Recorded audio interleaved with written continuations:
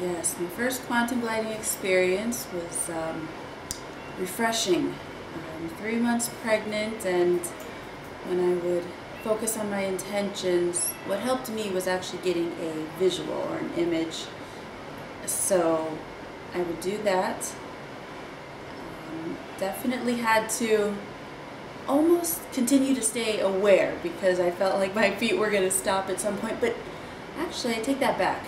I surprised myself at how my feet just kept at their pace while my intentions were still coming in and I was focusing. So that was beautiful. Yeah, it was great. For me, I'll have to get some different earphones because they kept falling out of my tiny ears, I suppose. So I enjoyed it. I had to make the breath counts my own. So thank you, Ron, for that suggestion. But it's brilliant. I love it. It's a workout that I'm going to do for sure while I'm pregnant because I've been pregnant before and there are times when it's difficult to work out or go to the gym. So this I can definitely see as a practice during my entire pregnancy. And I love it because I've never combined meditation and an aerobic workout, and it's just beautiful.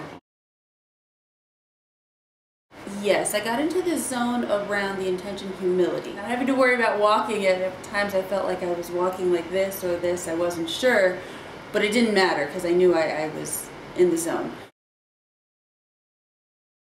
No, not at all. No, not at all. 20 minutes, for sure. Yeah, 20 minutes. Being focused on the intentions.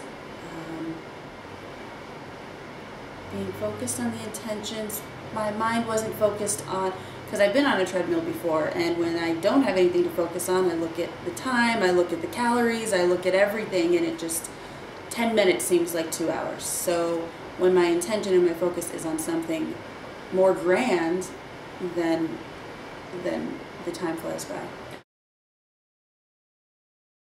For me, I would have one over my head. That way it doesn't fall out. Or maybe like a Bluetooth one, so it's, holding on to my ears. Something that, I just assume my ear canals are kind of small, so it kept falling out. What it felt like originally was, oh my goodness, I can't breathe, okay, I gotta exhale. And immediately I thought, okay, I gotta get rid of that or it's not gonna work. So I, in my own way, just disregarded the count. When you were saying to inhale, I inhaled on my own, held it, and exhaled on my own. And I was always in sync. I was never playing catch up or anything like that. But for me, I just had to make the counts my own. And that, that solved everything. I would say use it as a guide. Use the inhale count as a guide and use the exhale count as a guide. Don't get attached to it. It's a guide of when to inhale in and hold and when to exhale. Yeah, my experience with the posture was just continually, especially during the 4-point check, making sure I was standing up straight, and then it just became natural. Then, okay, your shoulders relaxed. To me it became, well, of course, it wouldn't work if I were any other way. So once I owned the posture as my own, if you will, it was natural. It seemed like the only way to breathe and get in the zone. This is for me, for pregnant women, for anyone who wants peace, and wants a workout at the same time. I never thought I'd say those two in the same sentence, but I think in this fast-paced world that we live in, when do people really have time to meditate? Everyone knows they should, but who does it? And everyone knows they should work out, but maybe we don't work out as often as we can. So, oh my goodness, combine the two in one 30-minute session, 40-minute session. I don't want to say killing 2 birds with 1 stone, that's not a good, but you're tackling 2 things at once, and you really get the benefit of both. Give me a minute, I need to come back, because, having the inner vision seekers and completely dark, loved it. It helped me to focus. I mean, that's all I could do.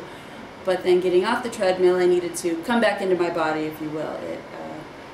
Yeah, just take a minute and breathe, and especially when you focus on the intentions, yes, you do go to another place of just co-creating, of really setting your intention, and sometimes it takes a minute to get back to this reality. The moment when I was in the sweet spot, there were many different intentions, so I can't say that there was just one, but being in the sweet spot, I didn't know where my legs were going, but I knew they were going and I was safe. And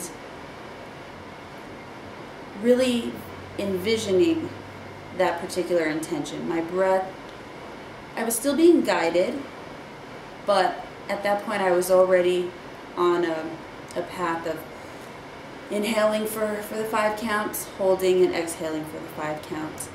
So yeah, being in the zone, you know, I kind of lost track of my feet, but not in a scary way at all. Just they're doing their thing, they know what they're doing, and I'm over here focusing on my meditation, which is beautiful. I'm working out and I'm meditating, how great, yeah. My experience, this is my second time being pregnant, is it is truly a goddess space. It is truly an awareness. Being pregnant for me, I get to truly be everything I've tried to be, whether it's peace or love. So being pregnant, I think, is already 10 steps ahead because you're in that space. And if a pregnant woman can take that and be more intentional, oh my goodness, I think it's 1,000 times more powerful, not only for the mother, but for the baby and the entire world. So yes, all pregnant women should, because we're already in that space. Let's expand that and make it more powerful. I invite all you pregnant women to join on and do quantum gliding to expand the amazing space that you're already in for yourself, for your new baby, and for all those around you.